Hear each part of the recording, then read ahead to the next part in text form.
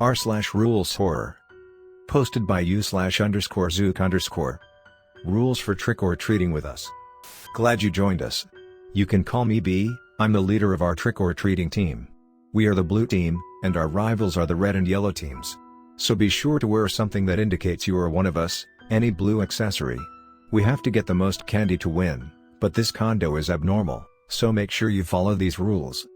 1. Don't talk to anyone from rival teams, even if they're being nice to you. They will play cruel tricks on you. 2. Costumes are mandatory. So make sure you wear a costume that covers your belly, otherwise you will probably tease those who will attend you at the houses you go to. They would probably steal your guts. 3. Some events can happen while you are walking the streets. A. It may start to rain, which is not a problem if the rain doesn't specifically taste and smell sweet, and the water has a reddish tinge. Consume or touch it a lot, and you'll become the next treat for rival teams. B. Children like to play the floor is lava, huh? Sometimes we play this game here in exchange for sweets. But now that this condo is cursed, every time someone says the floor is lava, the floor will actually start to get extremely hot, and it will turn red. Climb anywhere, but don't touch the street or sidewalks until everything is back to normal. I mean, if you don't want to see your candy melt. And your legs too. In fact, whoever started this, will burn regardless of where they are, as punishment.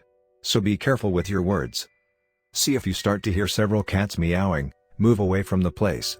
Did you know that they feel the energy of a place a lot? Here, it means that they feel the presence of entities. You won't want to face them if you don't want to take the trick of becoming their treat.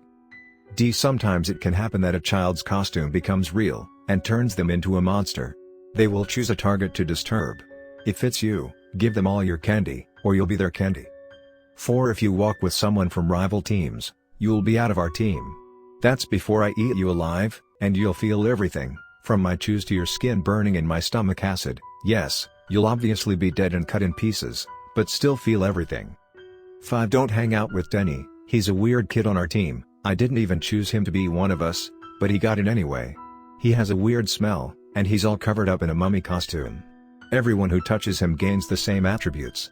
There are already 3 people like this on our team, be careful. 6. Don't look directly into the eyes of the owners of the houses, they don't like it at all and they can give you candy with needles or blades in the middle. 7. The candies you get must always be an even number.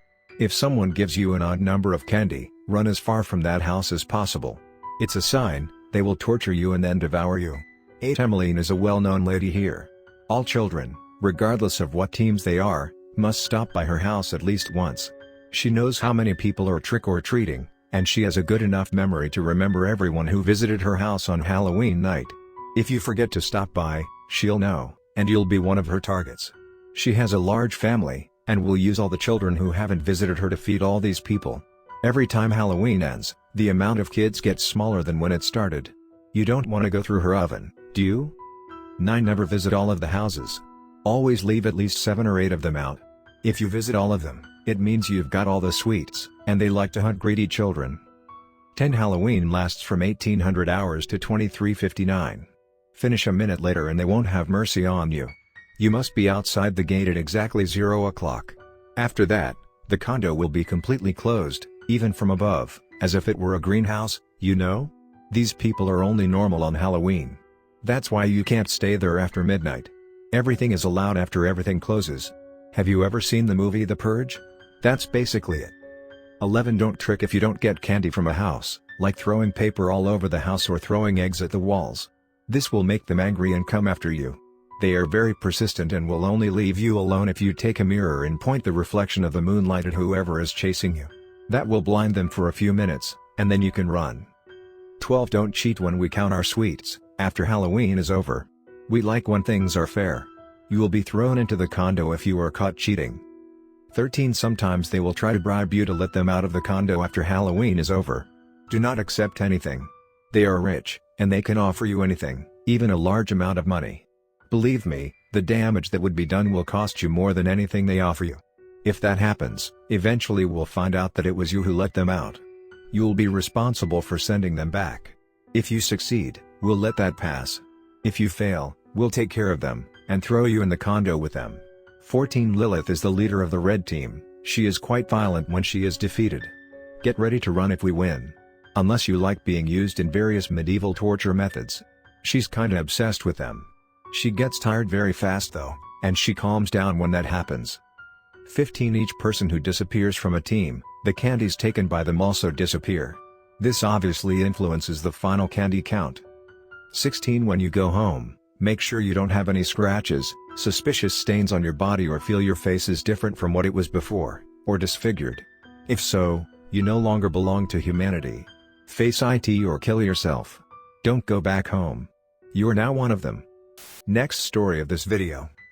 Posted by u/Malakline. Rules of the basic horror hunt are for the nightman. Hey there, I know you're probably confused as to why you'd willingly do this shit. Most of us were when we first started, but hey, that's okay. You'll find your own reason with time, but what matters for now is that you've decided to be a horror hunter. Monstrosities beware. You're coming to get them. Now, as fun as all that sounds, the truth is Sam and Dean make it look easy. This shit is hard. Like most of us either die or get our souls eternally trapped by whatever thing we were chasing hard. Others can go out with a bullet to the temple, and those of us that actually make it to old age are oftentimes left alone with no one by our sides, except for a few empty old bottles and a list of dead friends. So what I'm saying is, you kinda have to give up on life if you want to make it in this business. Now, let's address some of your obvious questions. Why don't we bring this shit up with the authorities? Surely there is some way that they can help? The CIA? FBI? Maybe the NSA? We can't. The basic nature of horrors dictates that the more people know about them, the stronger they get. An organization devised to deal with them is akin to a small church dedicated to their worship. These beings grow off of fear, and an organized response to that fear would do more harm than good. So no cops. Got it? Good. Now on to the rules. 1. Everything can be killed. Everything. If it has a beginning, then it has an end. All might seem lost, but never give up hope. It is imperative that you know this to be true. It might regenerate, it might grow back, it might even respawn like an unrelenting tumor, but remember, it can die. Maybe it won't be the type of death you're thinking of, but everything has an end, even the universe, so don't think some dumb fuck poltergeist is somehow exempt from that. The question isn't if it can be killed, but rather how. 2. Know the rules. Rules are important. If they don't want you to look at them, don't look at them. If they ask for a gift of fresh blood from your palm when you meet them, give it to them. Do the research before approaching them. If it's a ghost, figure out how they died and the nature of the other hauntings. If it's a demon, find out what kind of deal brought them here. Consult your books and call your fellow nightmen. They can and will help. We can't create a secret organization to deal with this type of stuff, but we do have a loose network of people to pass along vital information. Use it. These creatures, as twisted as they are, will be bound to some kind of ritual. They need that to bind them here. The ritual is their mind and soul. It is what gives them substance and form. Play along until you don't have to. After all, even if they don't know it, only one of you is walking out at the end of this, and hopefully, you've done your best to make sure that it's you. 3. Control your emotions. They feed off of your beliefs, and even an individual's fear can be a tasty enough treat for these monsters. You need to learn to control your emotions. Nothing can be allowed to roam freely through your mind. One of the common rules when dealing with horrors is to not look at them. Now, sometimes this rule is important because the horror itself is shy or has a negative reaction to being observed.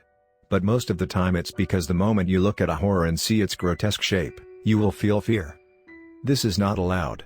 Fear equates to death. Do not be afraid.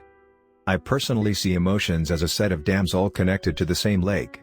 Everything is fueled by the same lake, and while you will need to open dams to not overflood the lake, it is up to you to choose what dam you open.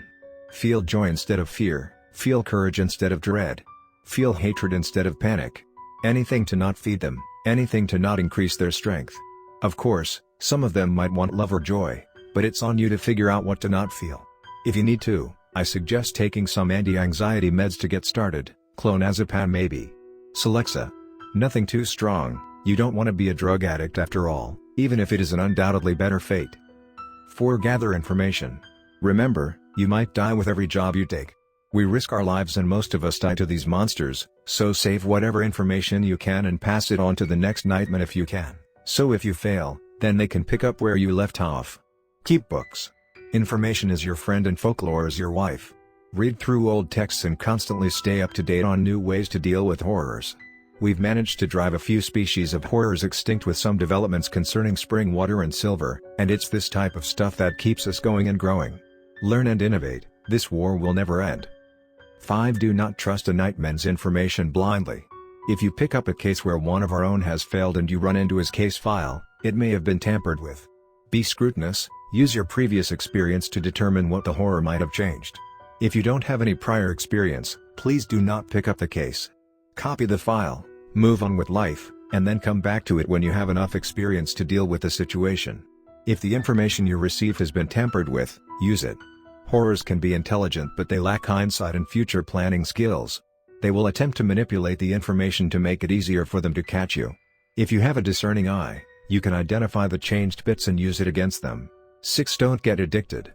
Seriously, the rush of putting down one of these creatures is immense. The feeling of a mortal man stomping out a millennia-old threat is majestic. But please, don't love the rush. Please don't pursue that rush. You'll find many of your predecessors died due to this. Of course, nothing will compare to that moment of absolute power you will have on a horror. When you have something that has killed thousands and is feared by millions under your feet, that high will be incomparable. It keeps most of us going, but it also tends to be the thing that gets us killed. 7. Kill yourself if you need to. I'm not going to sugarcoat it, kid, sometimes the situation can get awful. Sometimes you just can't escape the monsters, even after they kill you. So please, have a permanent out. Sure, we'd all like a painless death, but most of us won't get that. But some of us get it worse than that. Some of us get eternal damnation, constantly being used and tortured by a horror we promised to pursue. Some of us are trapped being lures for more innocent victims, and we're forced to sink our teeth into their flesh every time they fall. So please, if you manage to find this, run. Run before she gets you too, then come back and put this evil bitch down for good. Attached is my case file and all the resources I've gathered so far. Don't worry, all of it is up in the cloud and encrypted, so she couldn't have altered the information. The encryption key is hidden in my grave at the cathedral. It's an old and holy place, and no horror should be able to step on its grounds. Oh, and when you bash her head in, ask her what time it is. She hates thinking about the time. Good luck, kid, I'll be smiling up from hell.